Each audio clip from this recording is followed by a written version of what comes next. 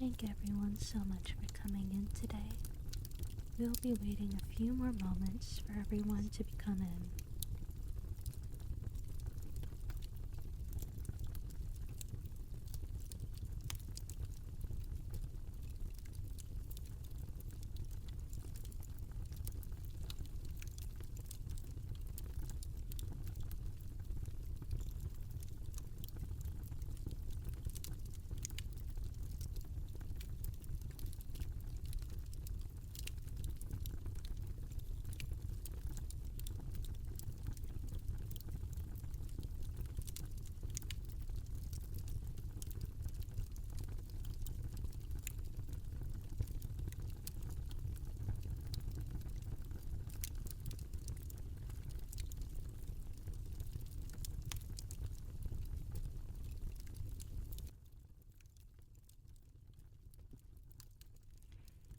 Hello, Bat Queen. Thank you so much for popping in.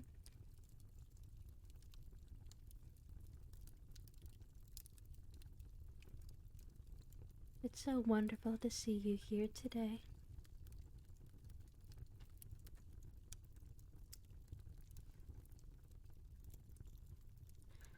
And if anyone is unfamiliar with this particular PNG, this was a gift from my friend. They went by Sunny Side Up or Egg, but they are just more easily known as Sunny Up.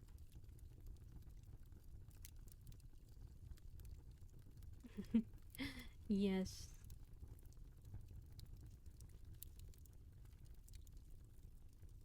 Yes, it is. There is also a feral form, too.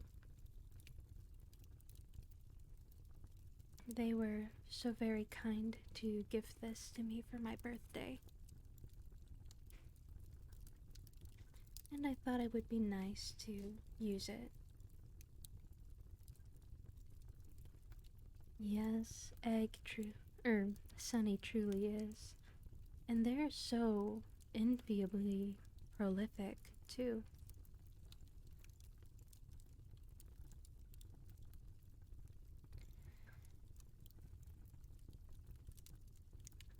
Alright, well, seems like enough time has passed, so let me open up the book.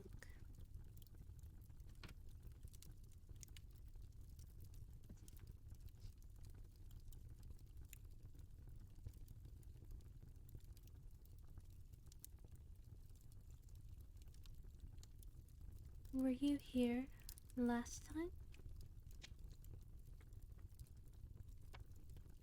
If you were not here before, what I am doing is that I am reading through a collection of different Irish fairy and folk tales. So, it's not one particular long story, but a mishmash of different poems, short stories, and little tales like that. And as I said last time, I will give the disclaimer that I am not able to read the names of some of these people and places that well, but I will try my best.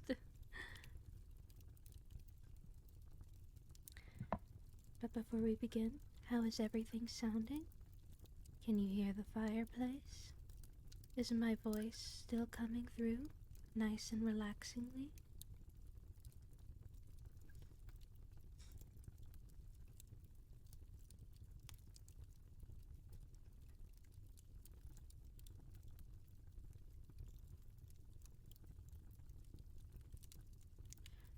While I am thinking about it, someone in the last stream did mention that, for some reason, I am more easily heard whenever they have headphones in, as opposed to without.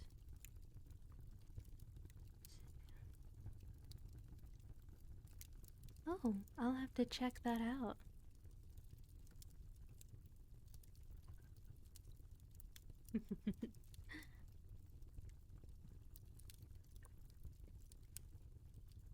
But without further ado, we shall begin and the new story called The Priest's Supper by T. Crofton Croker.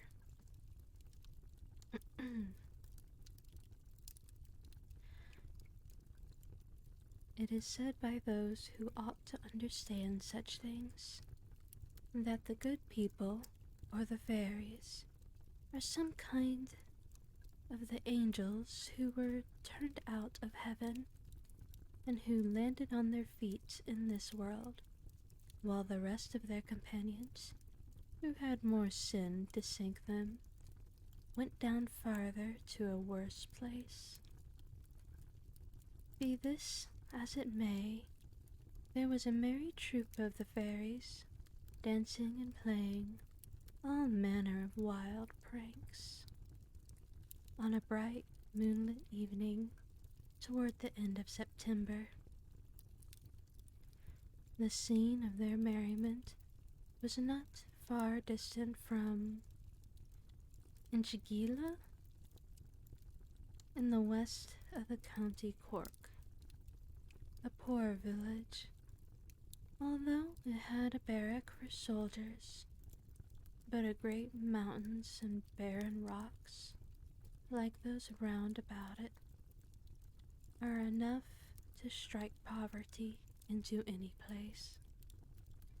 However, as the fairies can have everything they want for wishing, poverty does not trouble them much, and all their care is to seek out unfrequented nooks and places where it is not likely anyone will come to spoil their sport.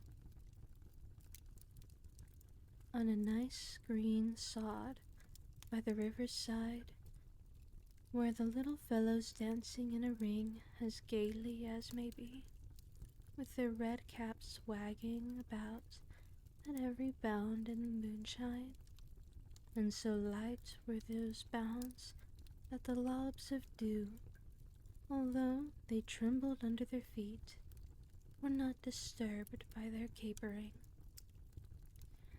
Thus did they carry on their gambols, spinning round and twirling and bobbing and diving, and going through all manner of figures, until one of them chirped out, "Cease, cease with your drumming, here's an end to our mumming. By my smell I can tell a priest this way is coming."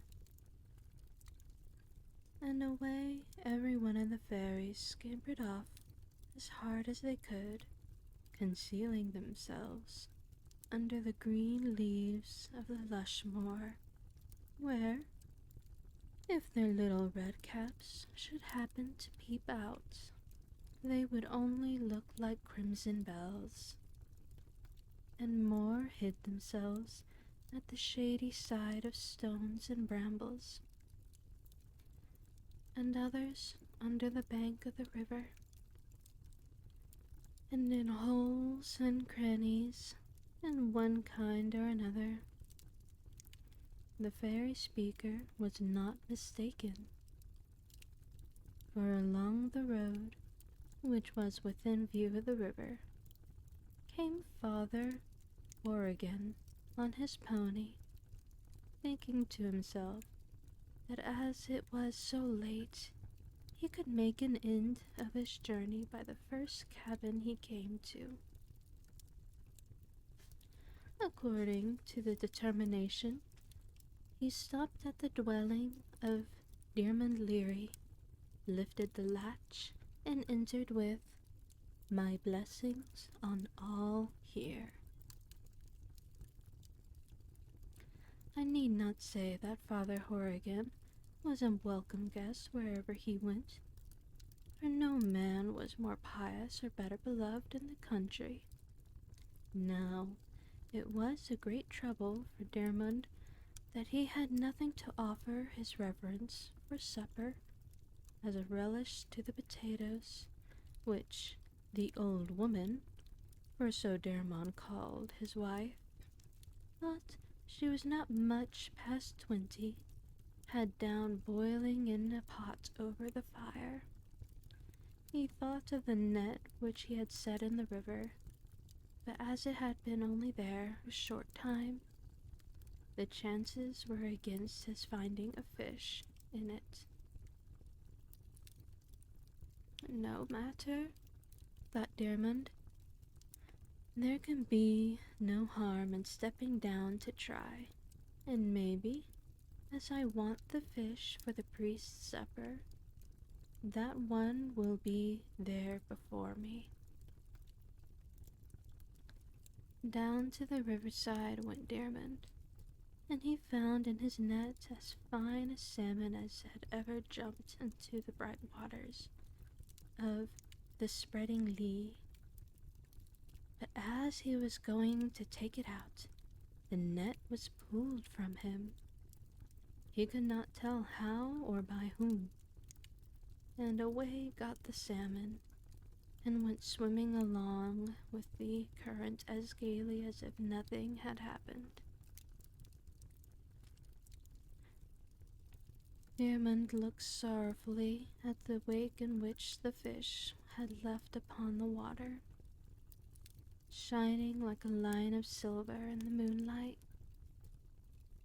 And then, with an angry motion of his right hand and a stamp of his foot, gave vent to his feelings by muttering, "May bitter bad luck attend you night and day, or a blackguard schemer of a salmon. Wherever you go, you ought to be ashamed of yourself, if there's any shame in you, to give me the slip after this fashion. And I'm clear in my own mind you'll come to no good, or some kind of evil thing or other helped you. I don't feel it pull the net against me as strong as the devil himself." "That's not true for you," said one of the little fairies, who had scampered off to approach the priest, coming up to Diarmid Leary, with a whole throng of his companions at his heels. "There are only 12.5 of us pulling against you."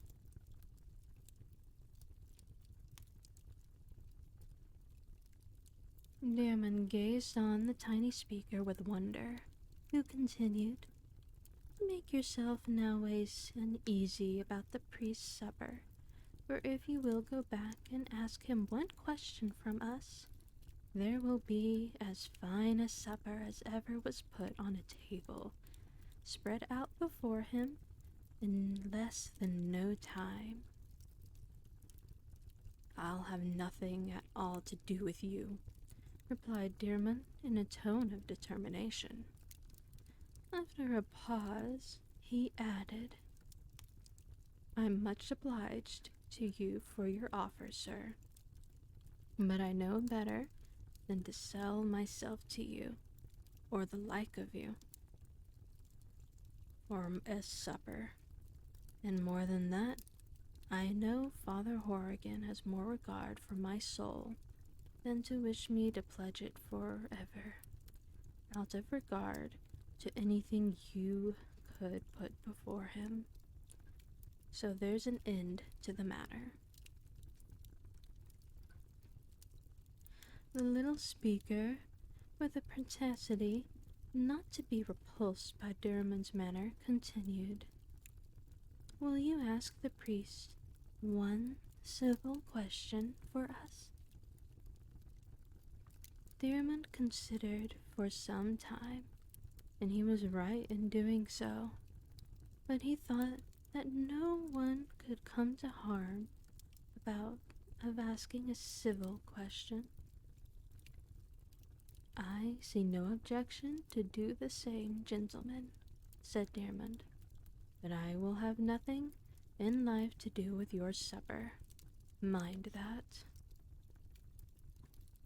"Then," said the little speaking fairy, whilst the rest came crowding after him from all parts, "go and ask Father Horrigan tell us whether our souls will be saved at the last day, like the souls of good Christians.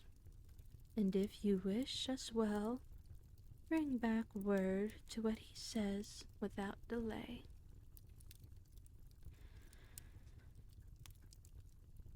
Away went Dermond to his cabin, where he found the potatoes thrown out on the table, and his good woman handing the biggest of 'em all a beautiful, laughing red apple, smoking like a hard-ridden horse on a frosty night, over to Father Horgan. "Oh, thank you, Romeo, for following."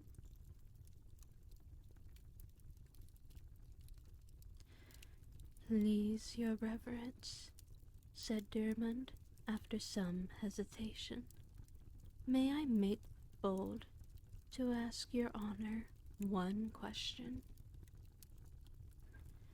"What may it be?" said Father Horrigan. "Why, then, begging your reverence's pardon for my freedom, it is, if the souls of the good people are to be saved at the last day." "Who bid you ask me that question, Leary?" said the priest, fixing his eyes upon him very sternly, which Dermond could not stand before at all. "I'll tell no lies about the matter, and nothing in life but the truth," said Dermond.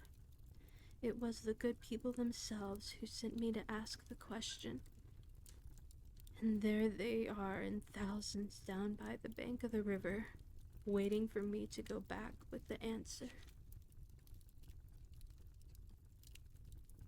"Go back by all means," said the priest, "and tell them, if they want to know, to come here to me themselves, and I'll answer that or any other questions they are pleased to ask with the greatest pleasure in life."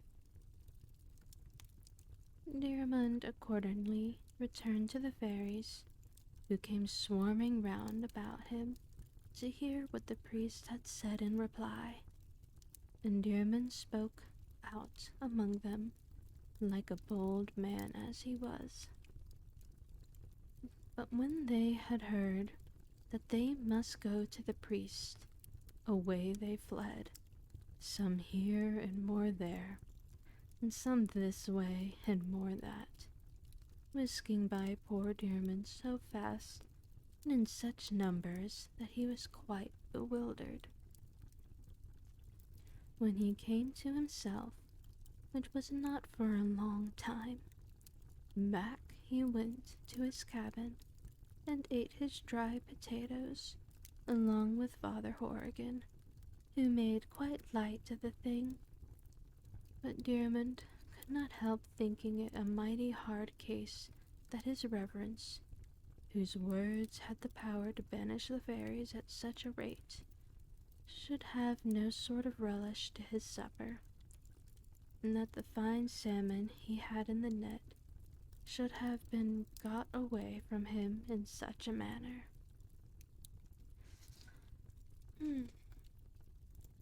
Hydration break.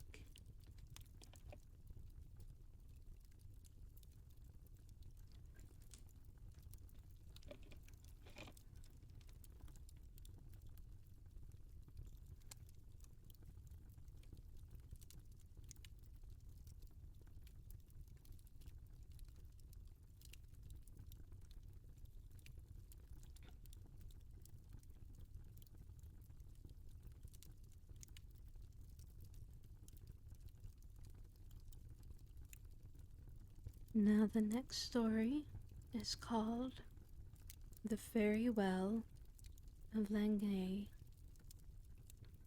Let me try that again.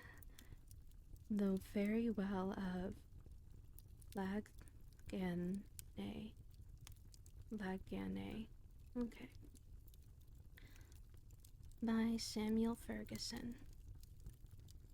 Now this seems to be more of a poem or a song.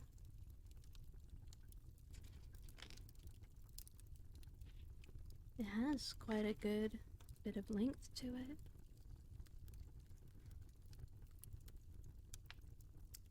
Mournfully sing, mournfully.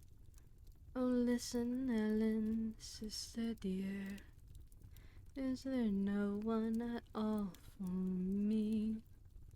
But only ceaseless sigh and ceaseless tear. Why did not he who left me here with stolen hope steal memory? Oh, listen, Ellen, sister dear. Mournfully, sing mournfully. I'll go away to Slemish Hill. I'll pluck the fairy hawthorn tree. I'll let the spirits work their will. I care not if for good or ill. So they but lay the memory which all my heart is haunting still. Mournfully, sing mournfully. The fairies are a silent race, and pale as lily flowers to see. I care not for her blanched face, for wandering in a dreamy place. So but I banish memory. I wish I were with Anna Grace. Mournfully, sing mournfully. Hearken to my tale of woe. 'Twas thus to sweeping Elencon her sister said in accents low, her only sister, Unabon, 'twas in their bed before the dawn, and Ellen answered sad and slow, Oh, Una, Una, be not drawn, hearken to my tale of woe. To this unholy grief I must pay, which makes me sick at heart, I know, and I will help you, if I may. The fairy well of Langanay lie nearer me, I tremble so. Una, I've heard wise women say, hearken to my tale of woe, that if before the dews arise, true maiden in its icy flow, with pure hand bathe her bosom thrice, 3 lady brackens pluck likewise, and 3 times round the fountain go, she straight forgets her tears and sighs. Hearken to my tale of woe. All, alas, and well away. Oh, sister Ellen, sister sweet, come with me to the hill, I pray, and I will prove that blessed free, and I will prove that blessed frit. They rose with soft and silent feet. They left their mother where she lay, their mother and her care discreet, all alas and well away. And soon they reached the fairy well, the mountain's eye, clear, cold, and grey, wide open in the dreary fell. How long they stood 'twere vain to tell. At last upon the point of day, Bone Una bears her bosom swell, all alas and well away. Thrice o'er her shrinking breast she laves the gliding glance that will not stay, of subtly streaming fairy waves. And now the charmed 3 brackens crave, she plucks them in their fridging array. Now round out the well of her fate she braves, all alas and well away. Save us from fairy thrall. Ellen sees her face the rim, twice and thrice, and that is all. Fountain, hill, and maiden swim, all together melting dim. Una, Una, thou mayest call, sister sad, but lithe or limb, save us from the fairy's thrall. Ne'er again, never again, Una Bon, where now she walks in dreamy hall, shall eyes immortal look upon. Oh, can it be the guard was gone? The better guard than shield or wall? Who knows on earth save your down, save us from the fairy thrall. Behold, the banks are green and bare. No pit is here wherein to fall. Aye, at the fount you may well stare, but naught save pebbles smooth is there. And small straws twirling one and all. Hie thee home, and be thy prayer, save us all from fairy thrall.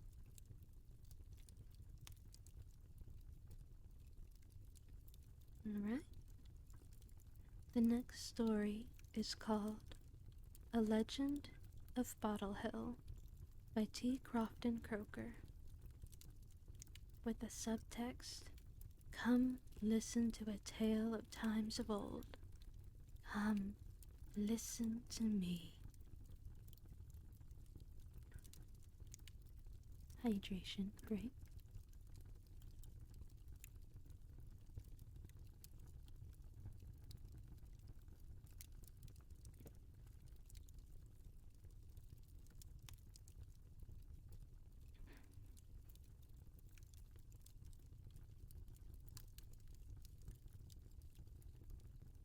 It was in the good days when the little people, most impudently called fairies, were more frequently seen than they are in these unbelieving times, that a farmer named Mick Pearsall rented a few acres of barren ground in the neighborhood of the once celebrated Presbytery of Mourne, situated about 3 miles from Mallow and 13 from the beautiful city called Cork. Ah, fall silently. It is a possibility. This was a Barnes & Noble exclusive publication.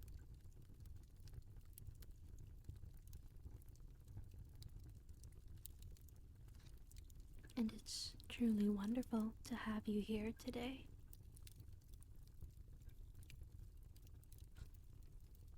Mick had a wife and family.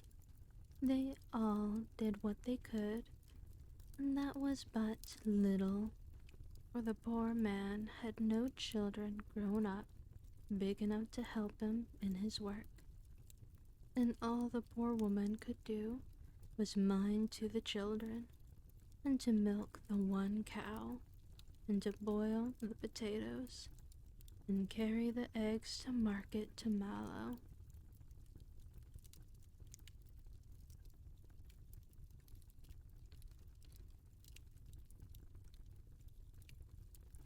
Oh, well, fall silently.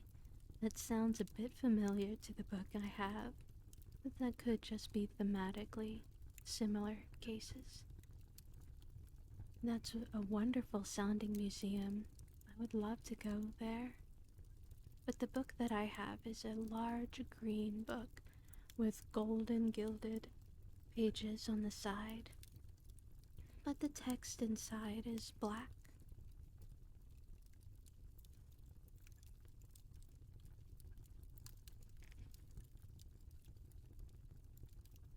But with all they could do, 'twas hard enough for them to pay the rent. Well, they did manage it for a good while, but at last came a bad year, and the little grain of oats was all spoiled, and the chickens dried of the pip, and the pig got the measles. She was sold in Mallow and brought about nothing, and poor Mick found that he hadn't enough to pay half his rent, and 2 gales were due. Why then, Molly, says he, what'll we do? We shall then, Marverin. What would you do but take the cow to the fair of Cork and sell her? She says, and Monday is fair day, and so you must go tomorrow, that the poor beast may be rested again the fair. And what'll we do when she's gone? Says Mick sorrowfully. Never I know, Mick, but sure God won't leave us without him, Mick. And you know how good he was to us when poor little Billy was sick, and we had nothing at all for him to take. That good doctor gentleman at Validien Dahin came riding and asking for a drink of milk, and how he gave us 2 shillings, and how he sent the things in the bottles for the child, and gave me my breakfast when I went over to ask a question.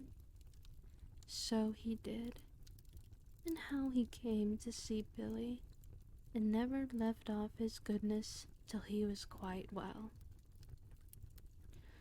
Oh, you are always that way, Molly, and I believe you are right after all, so I won't be sorry for selling the cow, but I'll go tomorrow, and you must put a needle and thread through my coat, for you know this ripped under the arm. Molly told him he should have everything right, and when about 12 o'clock the next day he left her, getting a charge not to sell the cow except for the highest penny. Mick promised to mind it and went his way along the road. He drove his cow slowly through the little stream which crosses it and runs under the old walls of Mourne. As he passed, he glanced his eye upon the towers and one of the old elder trees, which were only then little bits of switches. Oh, then, if I only had half the money that's buried in you, 'tisn't driving this poor cow I'd be now. Why, then, isn't it too bad that it should be there, covered over the earth, and many a one's way beside me wanting it? Oh, hello, Looney Neptune and Zenith. Thank you both so much for coming in. Well, if it's God's will, I'll have some money myself coming back. So saying, he moved on after his beast. 'Twas a fine day, and the sun shone so brightly on the walls of the old abbey as he passed under them.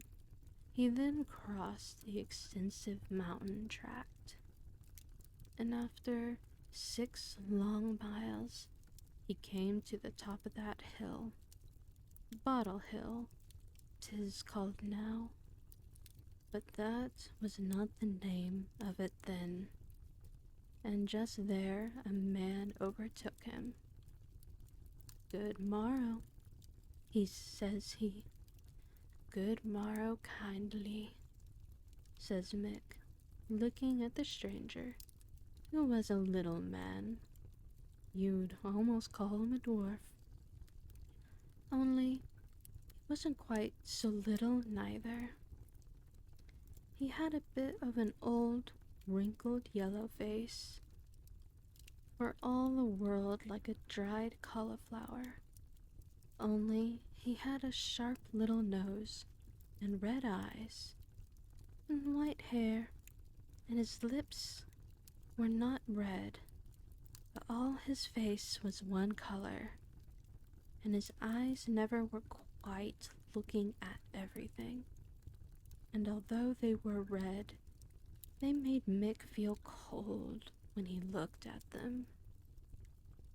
In truth, he did not much like the little man's company, and you couldn't see one bit of his legs nor his body, for though the day was warm, he was wrapped up in a great big cloak.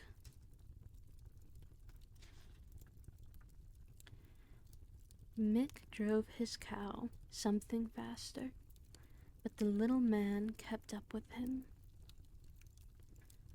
Mick didn't know how he walked, for he was almost afraid to look at him and to cross himself, for fear the old man would be angry.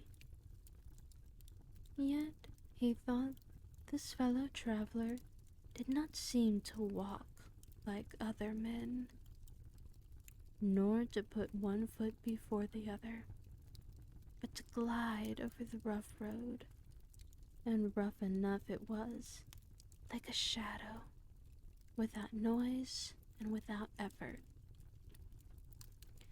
Mick's heart trembled within him, and he said a prayer to himself, wishing he hadn't come out that day, or that he was on Fair Hill, or that he didn't have his cow to mind, that he might run away from the bad thing. When, in the midst of his fears, he was again addressed by his companion. "Where are you going with the cow, honest man?" "To the Fair of Cork, then," said Mick, trembling at the shrill and piercing tones of the voice. "Are you going to sell her?" said the stranger. "Why then, what else am I going for but to sell her?" "Will you sell her to me?" Mick started.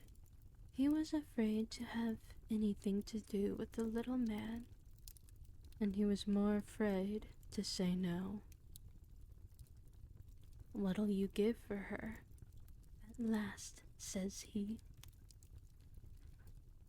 "I'll tell you what, I'll give you this bottle," said the little one, pulling a bottle from under his coat. Mick looked at him and the bottle, and, in spite of his terror, could not help from bursting into a loud fit of laughter. "Laugh if you will," said the little man, "but I tell you this bottle is better for you than all the money you will get for your cow in Cork. Aye, than 10,000 times as much." Mick laughed again. "Why then," says he, "do you think I'm such a fool as to give my cow for a bottle, and an empty one too? Indeed then I won't." "You had better give me the cow and take the bottle. You'll not be sorry for it." "Why then, and what would Molly say? I'll never hear the end of it. And how would I pay the rent? And what would we do without a penny of money?" "I'll tell you this bottle is better to you than money. Take it and give me the cow. I ask you for the last time, Mick Purcell." Mick started. "How does he know my name?" thought he. The stranger proceeded. "Mick Purcell, I know you, and I have a regard for you. Therefore do as I warn you, or you may be sorry for it. How do you know but your cow will die before you go to Cork? Mick was going to say, "God forbid," but the little man went on, and he was too attentive to say anything to stop him, for Mick was a very civil man, and he knew better than to interrupt a gentleman, and that's what many people that hold their heads higher don't mind now. "Oh," falls silently. "Thank you so much for following, my dear."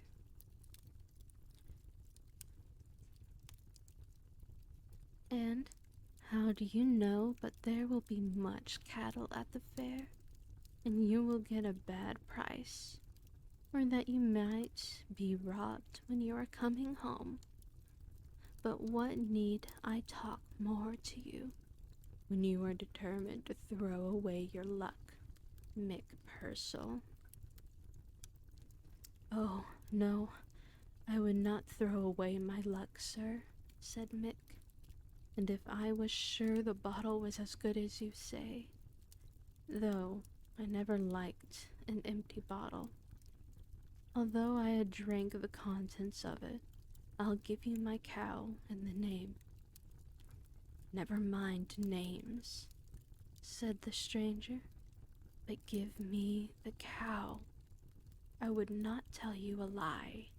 Here, take the bottle, and when you go home, do what I direct exactly." "Oh, well, thank you," falls silently. "I do try to create a nice, calming experience for my readings."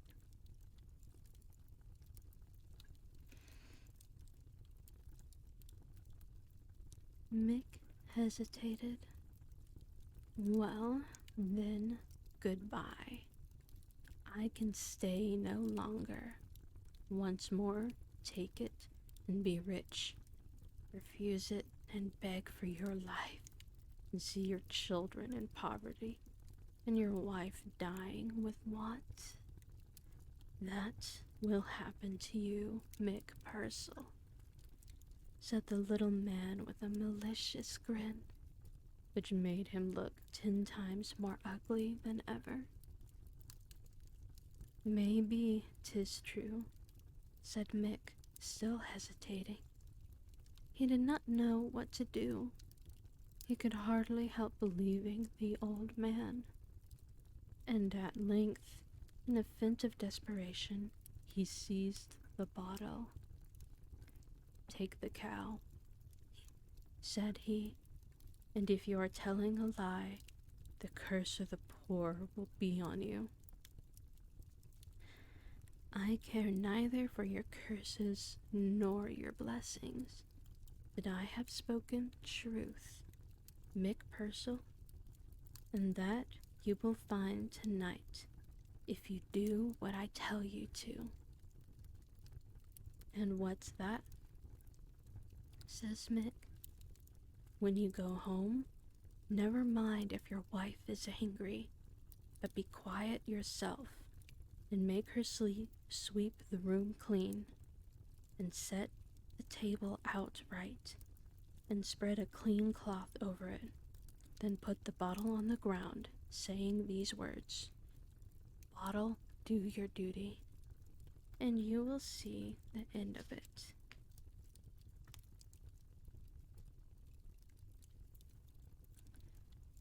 "And is this all?" says Mick.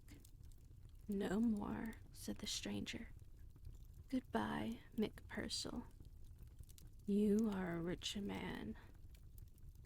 "God grant it," said Mick, as the old man moved after the cow, and Mick retraced the roads toward his cabin, but he could not help turning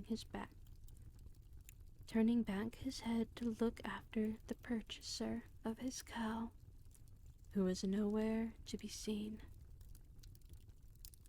"Lord between us and harm," says Mick, "he can't belong to this earth. But where is the cow?" She too was gone, and Mick went homeward, muttering prayers. and holding fast the bottle.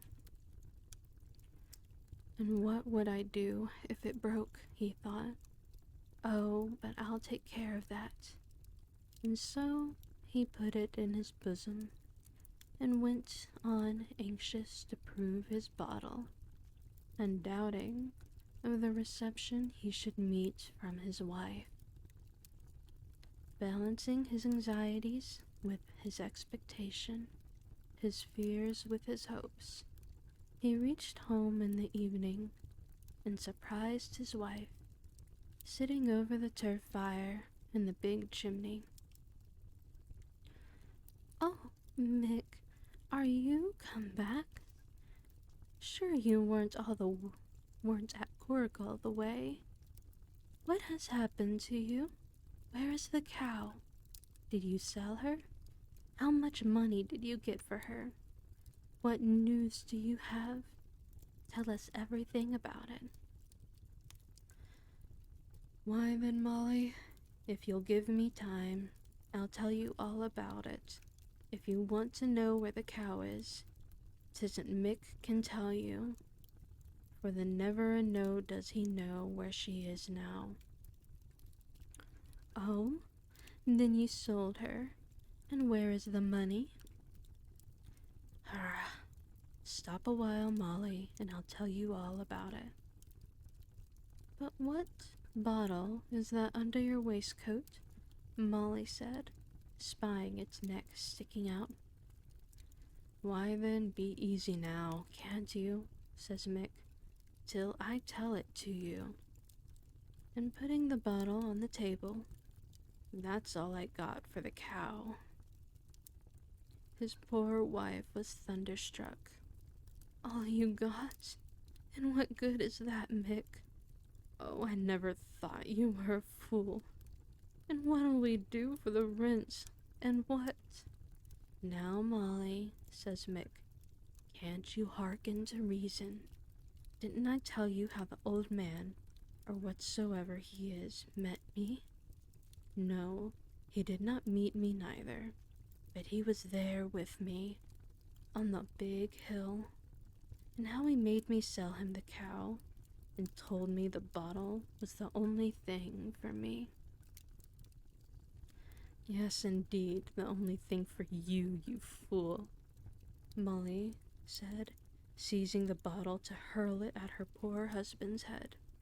But Mick caught it, and quietly, for he minded the old man's advice, loosened his wife's grasp, and placed the bottle again in his bosom. Poor Molly sat down crying, while Mick told her his story, with many a crossing and blessing between him and harm. His wife could not help believing him, particularly as she had as much faith in the fairies. Maybe he didn't know she believed in him, and maybe he believed them himself. She got up, however, without saying one word, and began to sweep the earthen floor with a bunch of heath. Then she tidied up everything, and put out on the long table, and spread the clean cloth, for she had only one upon it, and Mick, placing the bottle on the ground, looked at it and said, "Bottle, do your duty."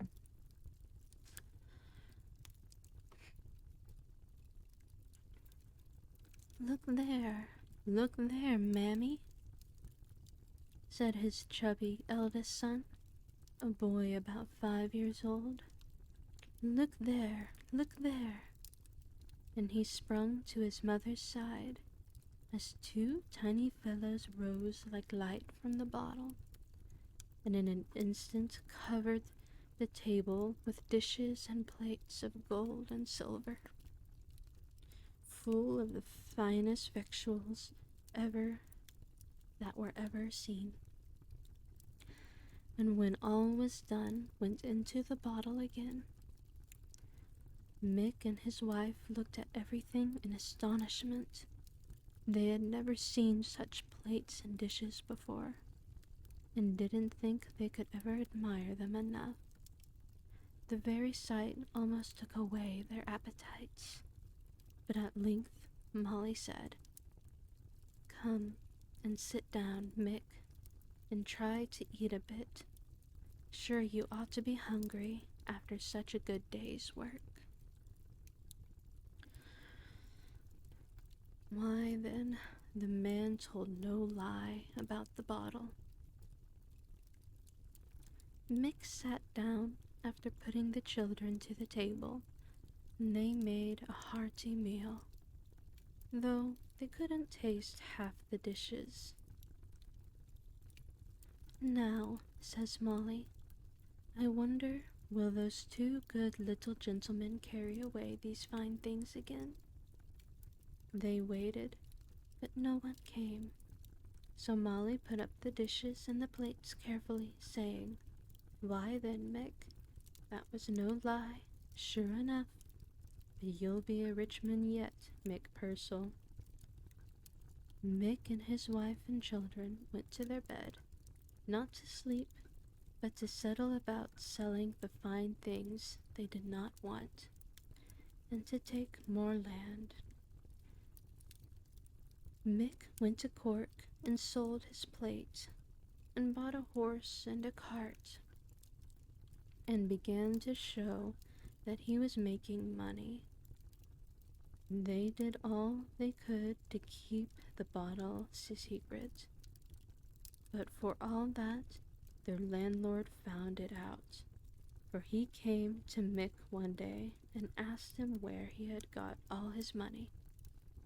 Sure, it was not by the farm, and he bothered him so much that at last Mick told him of the bottle.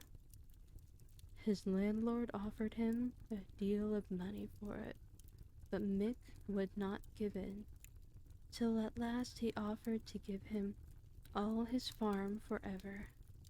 So Mick, who was very rich, thought he'd never want any more money, and gave him the bottle. But Mick was mistaken. He and his family spent money as if there was no end to it.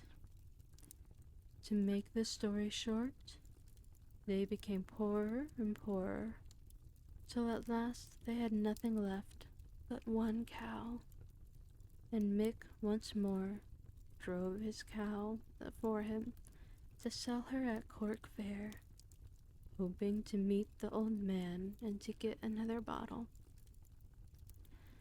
It was hardly daybreak when he left home, and he walked on at a good pace till he reached the big hill. The mists were sleeping, and the valleys and curling like smoked wreaths upon the brown heath around him.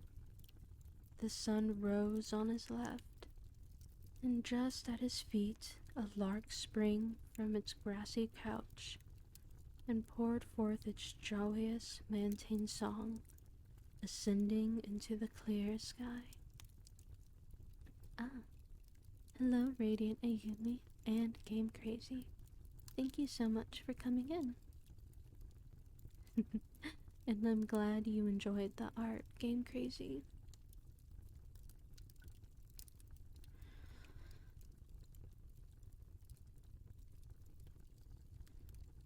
Till its form like a speck in the airness blending, and thrilling with music was melting in light.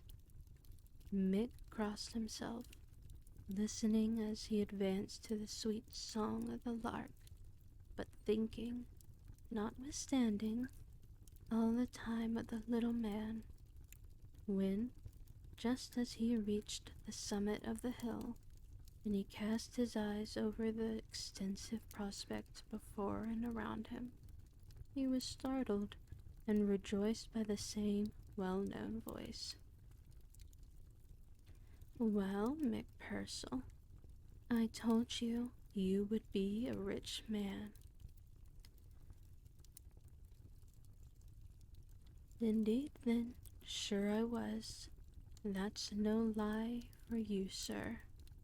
Good morning to you, but it is not rich I am now. But have you another bottle? For I want it now as I did long ago. So if you have it, sir, here is the cow for it. And here is the bottle, said the old man, smiling. You know what to do with it. Oh, then sure I do, as good right I have it. Well, farewell forever, Mick Purcell. I told you you would be a rich man. And goodbye to you, sir, said Mick, as he turned back, and good luck to you, and good luck to Big Hill. It wants a name, Bottle Hill. Goodbye, sir, goodbye. And so Mick walked back as fast as he could, never looking after the white-faced little gentleman and the cow. So anxious was he to bring home the bottle.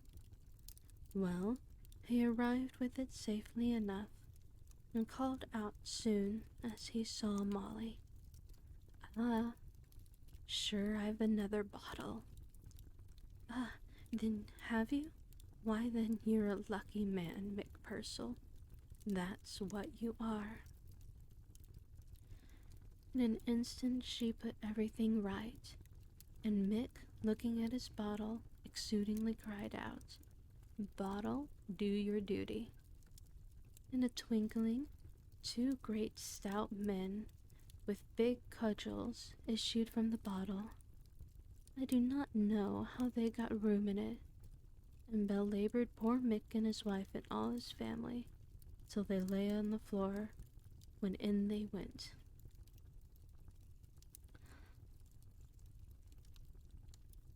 Mick, as soon as he recovered, got up and looked about him. He thought and thought, and at last he took up his wife and children, and, leaving them to recover as well as they could, he took the bottle under his coat and went to his landlord, who had great company. He got a servant to tell him he wanted to speak with him, and at last he came out to Mick. Well, what do you want now? Nothing, sir, only I have another bottle. Oh ho, is it as good as the first? Yes, sir, even better. If you like, I will show it to you before all the ladies and gentlemen. Come along then, said Mick. So he brought in the great hall, where he saw his old bottle standing high up on the shelf. Aha, he said to himself, maybe I won't have you by and by. Now, says his landlord, show us your bottle. Mick set it on the floor and uttered the words. In a moment the landlord was tumbled on the floor, ladies and gentlemen, servants and all, running and roaring and sprawling and kicking and shrieking. Wine cups and salvers were knocked about in every direction, until the landlord called out, Stop those two devils, Mick Purcell, or I'll have you hanged. They'll never shall stop, said Mick, till I get my own bottle that I see up there atop the shelf. Give it to him before we are all killed, says the landlord. Mick put his bottle in his bosom. In jumped the two men into the new bottle, and he carried them home. I need not lengthen my story by telling how he got richer than ever, how his son married the landlord's only daughter, how he and his wife died when they were very old, and how some of the servants, fighting at their wake, broke the bottles. But still, the hill has a name upon it. Aye, and so 'twill be always Bottle Hill till the end of the world, and so it ought, for it is a strange story.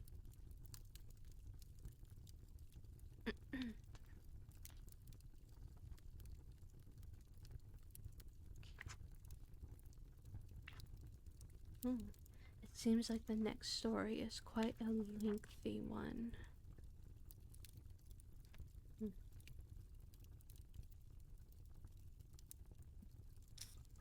Ooh, and it seems like there will be a lot of Gaelic in it.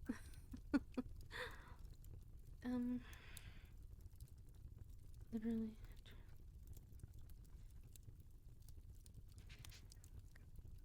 I'm gonna have to glance this over to see if I can properly read this today.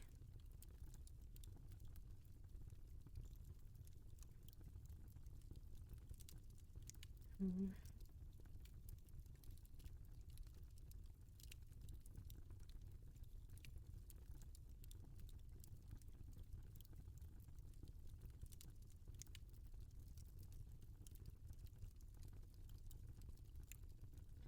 There's some very big paragraphs that are in Gaelic, but perhaps it's only in the beginning.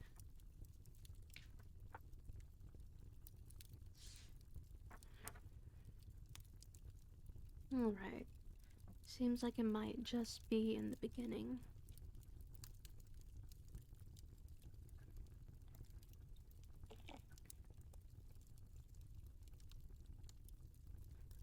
So, I think. Alright, let me ask you all actually. Do you want me to read this story as the last story? Or would you rather I read one of my own short stories to end today?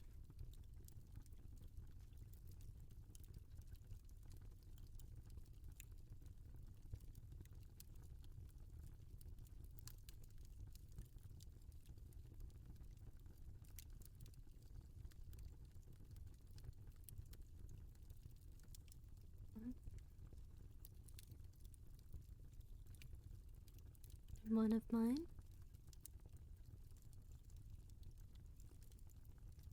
I would be more than happy to do that. And that will mean that next time we have a very big story to start off with.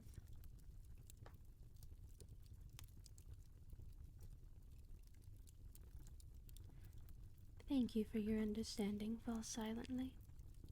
I would be more than happy to attempt it, but I'm more afraid that I might butcher it so terribly. Although it is always interesting to see my legal name in Gaelic.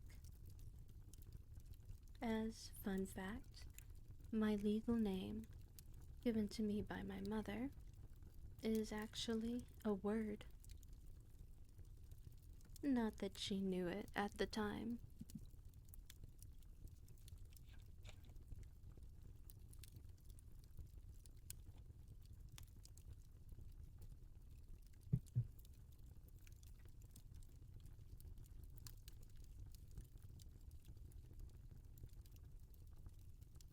I think I might read this story that I had written called Dancing Snow.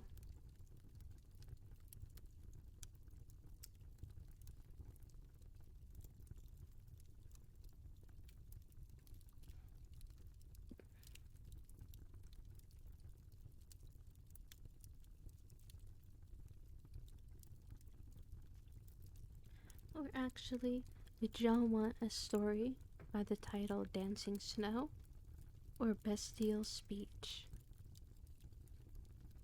Which one of these do you think might interest you a little more?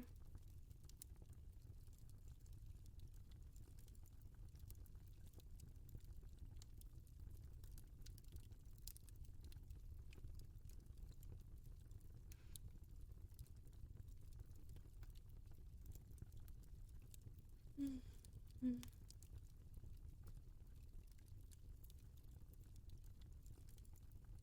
Dancing Snow sounds nice. Alright, then that shall be the one I will read to you. Dancing Snow is a very sweet little story, in my opinion, though, as a creator, I may be more than a little biased.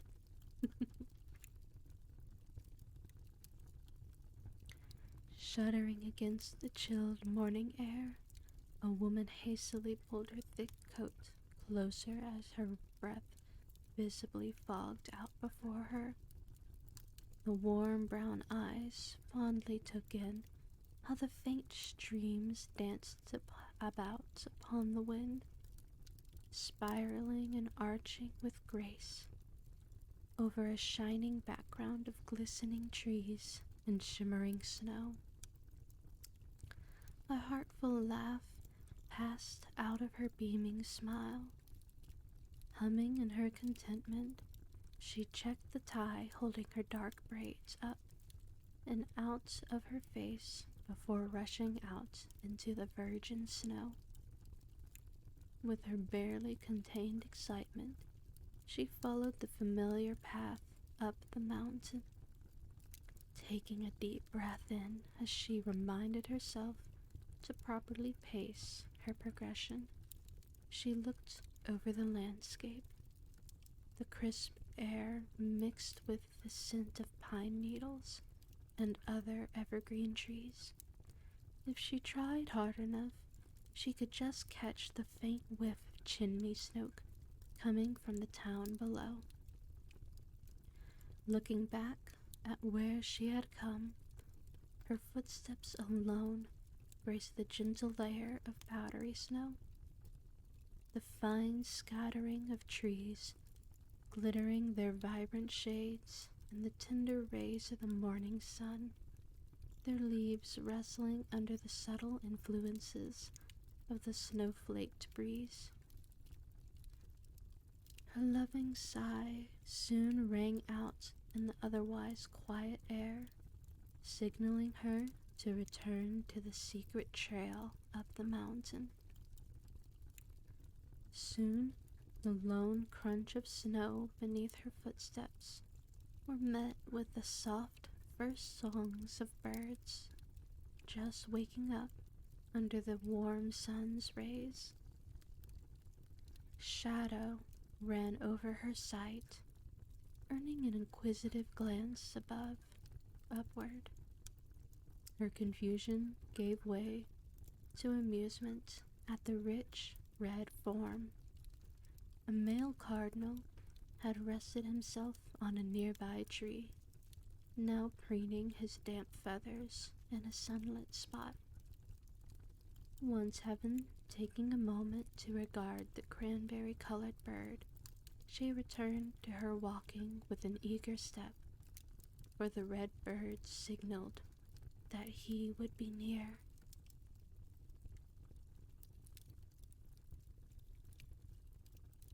It took her only another 5 minutes to reach her destination. Breathing a bit hard from her brisk pace, she walked out into the clearing. This little shelf stood out from the side of the mountain, giving a clear view of the rolling hillsides and scattered towns below. Covering her eyes, the hiker glanced at the sun's positioning before scanning the life far below. The faintest bits of movement could be deciphered flickering back and forth between buildings, signaling that the people were starting to rise and go about their daily business. She lingered at the site for just a moment longer, until the winds seemed to pick up and brush across her face, before dying back down to the most subdued of breezes. Closing her eyes, she had leaned into the touch of the wind as it called to her, giggling once the sensation was gone. Playfully, she called out into the snowy glade, "Yes, I hear you. I am sorry to keep you waiting." Ignoring the feeling of her cheeks beginning to throb from her excited smile, she strode out into the center of the wide shelf, crouching when she reached the spot she felt was right. Taking in a breath, she peeled off her gloves, resisting the desire to hiss against the sudden chill, and carefully scooped up a large handful of the freezing powder. Her heart raced as she stood, all but cradling the snow to her heart. Lifting the glowing pile to her face, she released her breath, blowing the frozen particles into the air. The winds began to pick up and circulate around her form, taking her offering with some of the surrounding snow in its grasp. Within the circulating white mass of flecks, something of a form was beginning to appear. Shifting with the breeze, the snow altered itself between a relaxed, drifting, and a form more abstract than anything identifiable to a tight circulation, giving a loose, humanoid appearance.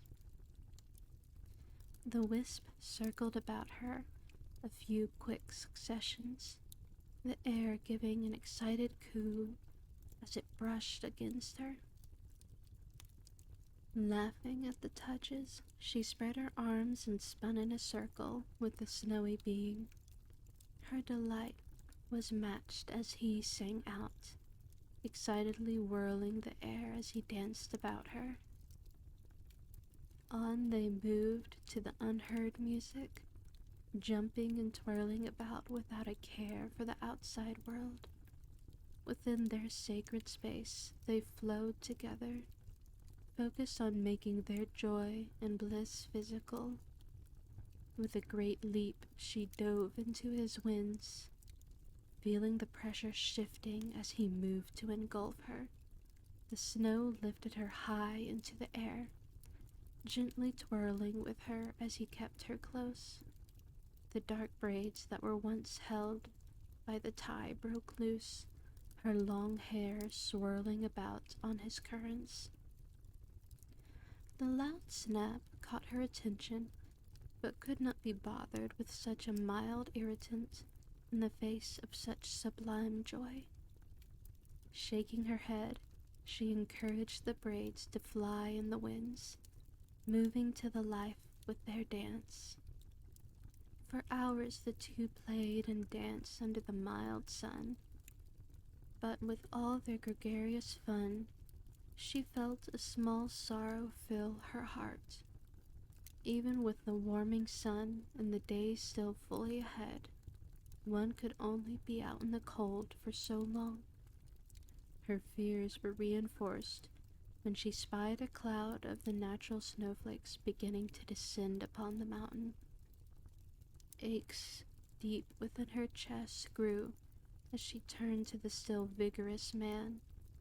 His joyful singing stopped instantly when he saw her face. With a heartbroken wail, the wind swirled about her, clinging to her back as he pleaded with her in his unknown wispy language to stay. Tears pricking at the corners of her eyes, she embraced what little physical form he had with a whisper. "I must go. I cannot forever remain in the cold, in the snow." The winds began to pick up in a flurry, their monumental strength almost lifting the woman from the ground. But as quickly as it came, his tantrum subsided.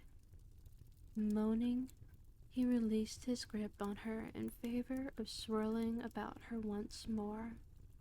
With a face most bittersweet, she motioned her farewells and returned to the trail home.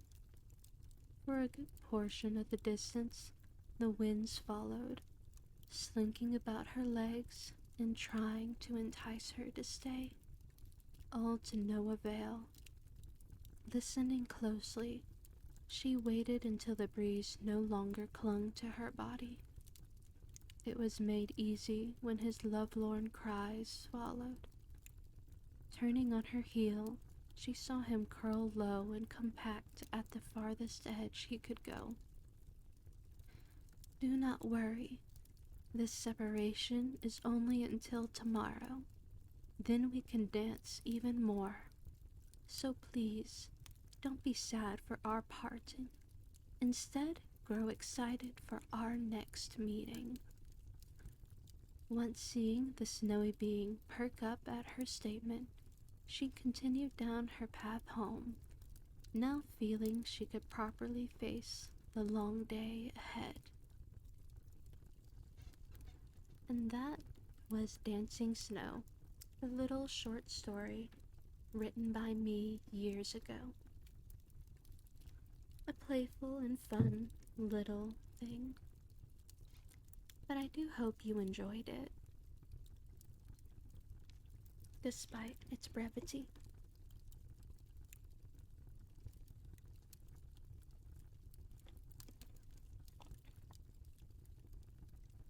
Oh, well, thank you, Zenith. I was quite fond of that one too. I actually have 2 more short stories that I will read to y'all in the future. Bestial Speech is one of them, but my favorite will be The Cursed Child, which I will read in the future.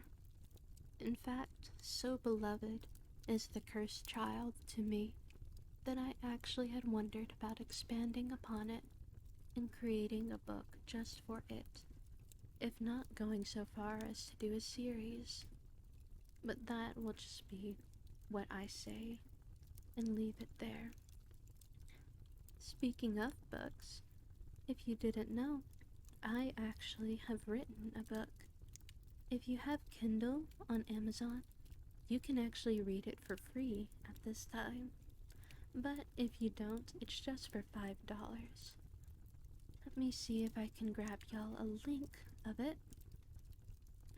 But it is called Scorpion's Moon. If you're ever curious about where to find it, I have it pinned upon my Twitter account. But let me see if I can properly post it.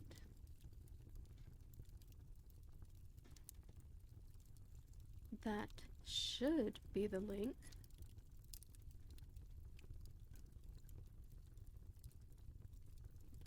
Or perhaps not be the link.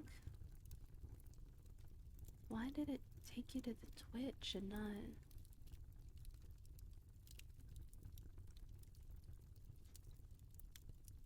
Alright, that should be the proper link to the book. As I said before, if you have Kindle Unlimited, you can read it for free. But if not, it's just $5. And it is a story that is it's around 400 pages. But it would mean the world to me if any of you would at least look at it. But other than that, I do believe that this will be the end of this stream. Let me see if I have any friends who are still streaming at this time.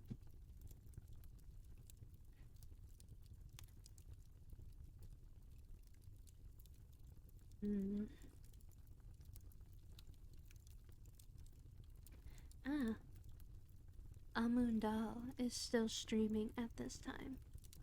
So he is actually doing a charity right now, a Voice for Change, trying to raise money for health in Texas, especially for women or assigned female at birth persons. So he is definitely worth checking out for, at the very least, that reason. I actually donated $20 to him not too long ago. But let us raid the dear Lich Lord with our beautiful glimmer. I can properly put the thing in. Alright, everyone. So we are about to raid him. Everyone be on your best behavior and let us glimmer him with our shine.